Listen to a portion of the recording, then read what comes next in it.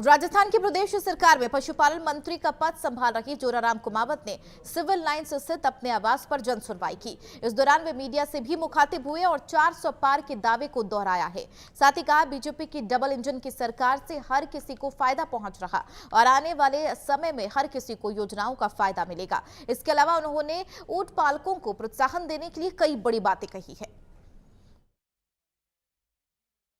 अब लोकसभा चुनाव है, पूरे राजस्थान में, पूरे देश भर में चुनाव है और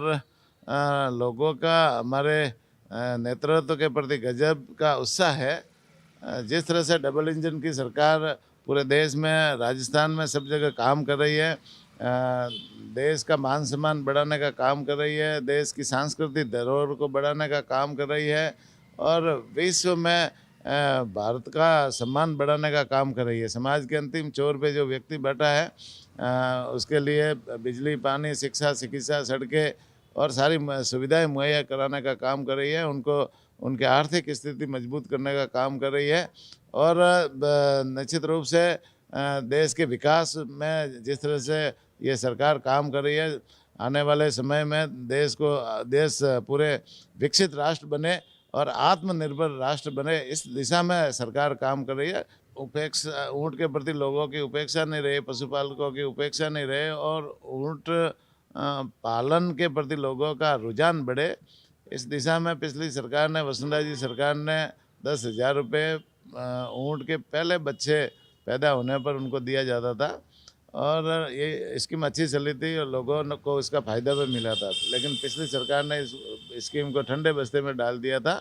हमने इस स्कीम को वापस नए सिरे से वापस उसको लागू करवा रहे हैं और जो 10,000 रुपये देने का प्रावधान है, निश्चित रूप से हम पहला बच्चा पैदा होने पर उनको 10,000 रुपये देंगे।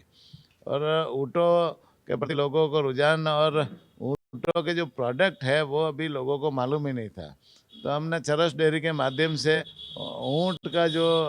दूध है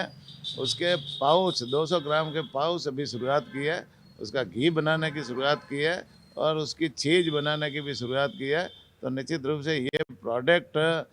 बनेंगे तो एक तो जन उपयोगी लोगों के काम आएंगे, दूसरा ऊँट पालने वालों को दूध बेचने के लिए और उनको कोई जगह नहीं मिल रही थी, तो चरस डेयरी उनका दूध सीधा खरीदेगी, जिससे उनको पशुपालकों को दूध की कीमत भी मिलेगी